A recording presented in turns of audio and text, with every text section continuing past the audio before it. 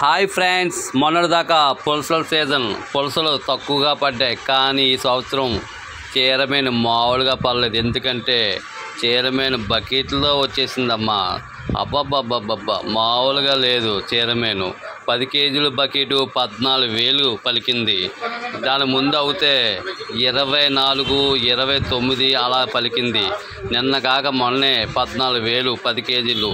చీరమేను తూర్పు గాళ్ళు వీచే వేళ దీపావళి రోజుల్లో గోదావరి లభించే అరుదైన చేప చీరమేను. దీనిని తలుచుకుంటేనే కోనసీమ వారికి నోరూరుతుంది. మసాలా దట్టించి ఏపుడు చేసిన చింతకాయ తొక్కతో కూర వండి గాలితో కలిపి తిన్న స్వర్గానికి ఒకటే మెట్టు అని చెబుతుంటారు. పెద్ద దారం సైజులో ఉండే చీరమేను ముచ్చకాలు లీటర్ల లెక్కన విక్రయిస్తారు. దశమి ఏకాదశి రోజులు